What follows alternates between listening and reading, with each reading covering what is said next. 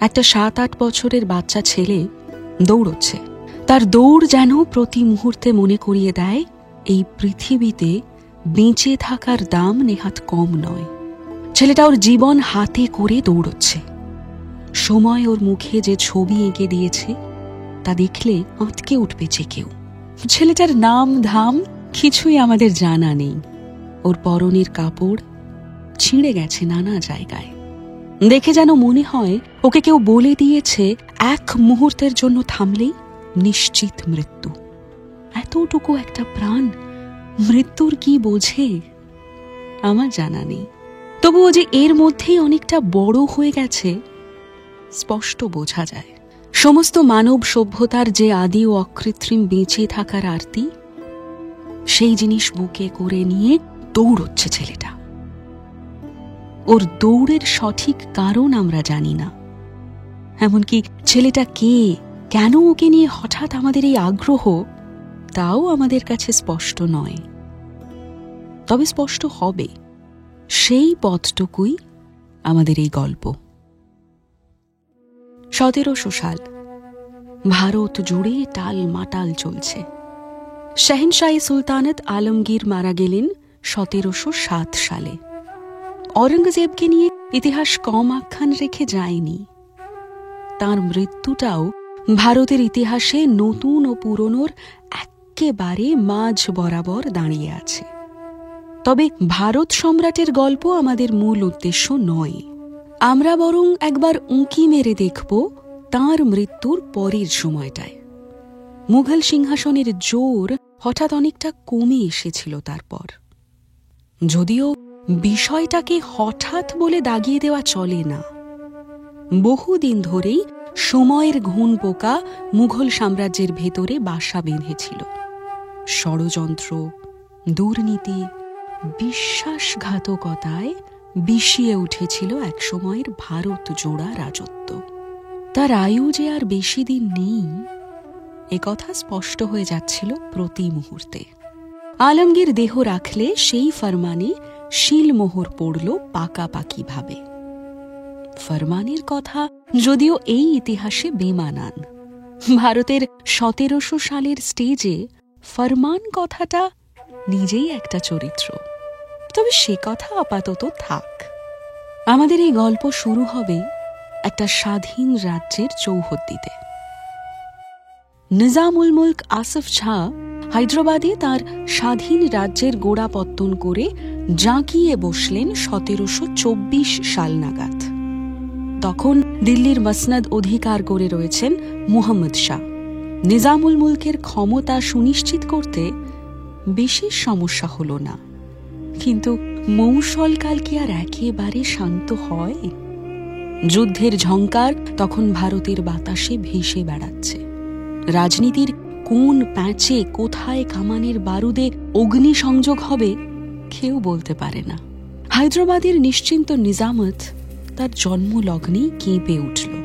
সম্রাট আলমগীরের সময় থেকেই গত শতকে মারাঠা দৌরাত্ম্য ভারত ভূমিতে মুসলমান একাধিপত্যের ভিতে ভাঙন ধরিয়েছে।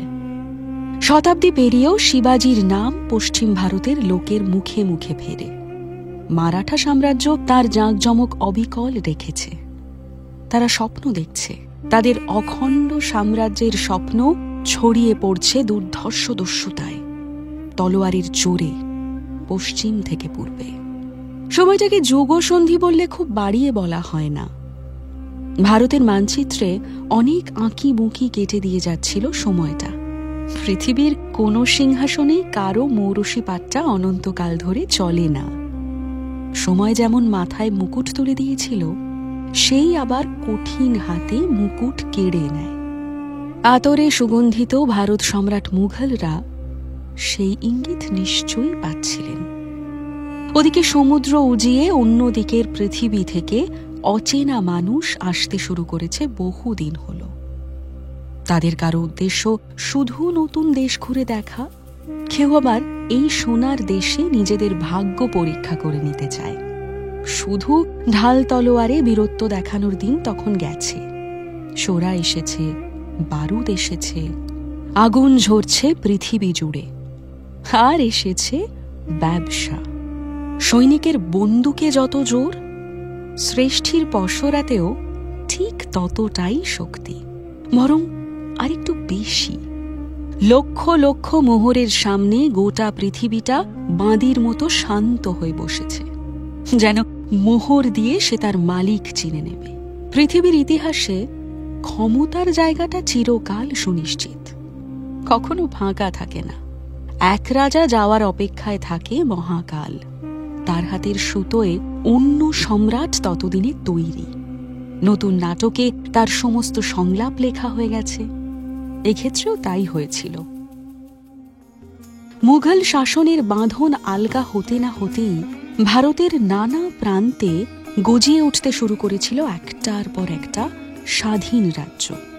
হায়দ্রাবাদ, বাংলা, অযোধ্যা, এরকম আরও কত। মুঘল শাসনের প্রতি এরকম নামমাত্র অধীনতা দেখিয়ে এখানকার শাসকরা নিজেদের ক্ষমতা বিস্তার করেছিলেন। দিল্লির জাহাপানা এই ব্যাপারটা বিলক্ষণ ধরতে পেরেছিলেন, কিন্তু বাধা দেওয়ার ক্ষমতা তার ছিল না।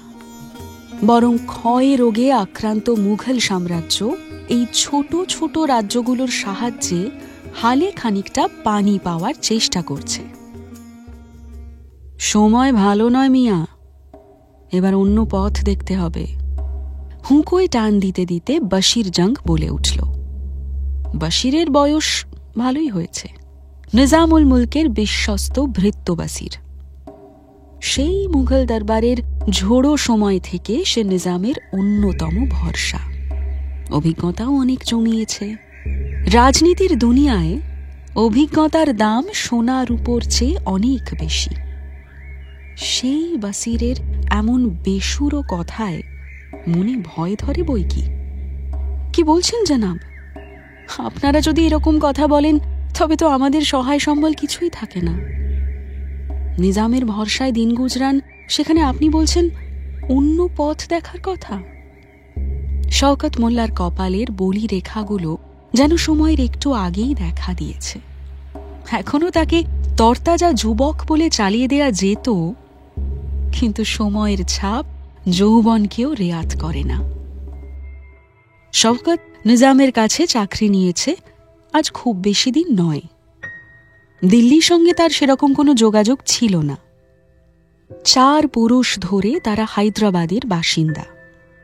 যদিও বাপ ঠাকুরদা শহরে বিশেষ সুবিধে করে উঠতে পারেনি, শওকত শহরে এসেছিল তার অসামান্য তলোয়ার চালানোর দক্ষতার ভরসায়।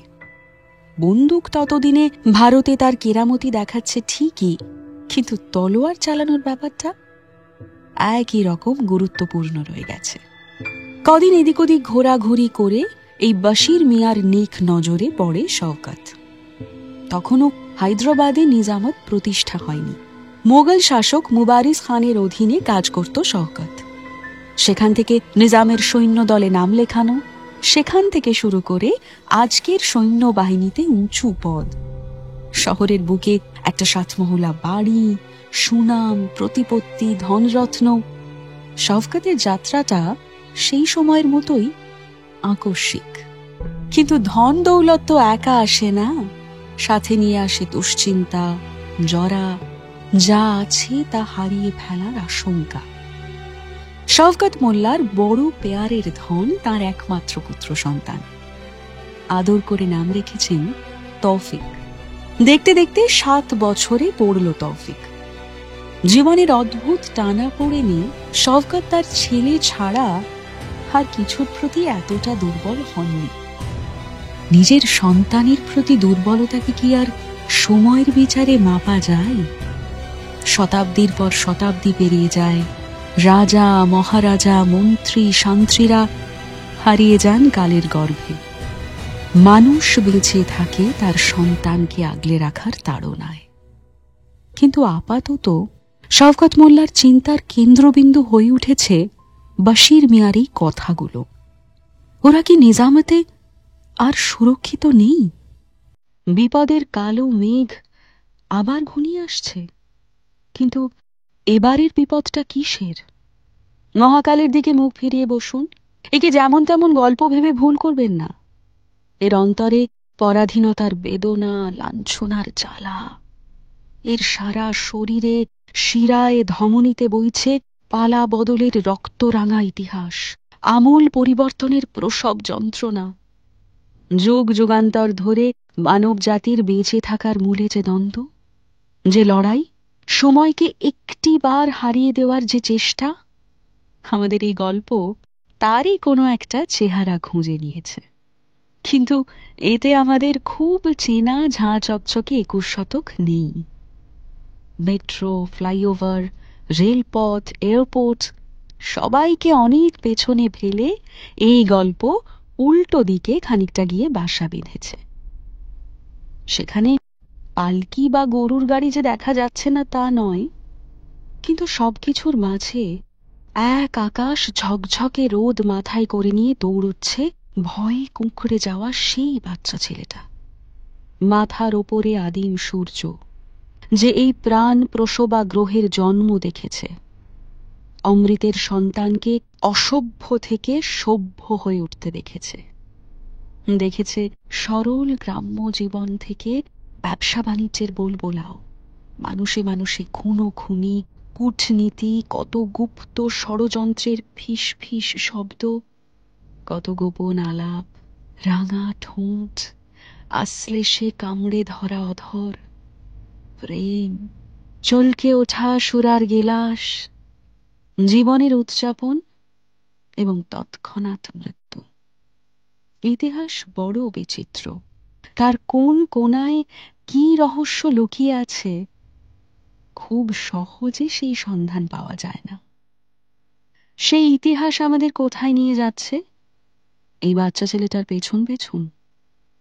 ইতিহাসের ঠিক কোন যুগ সন্ধিতে এসে পড়েছি আমরা?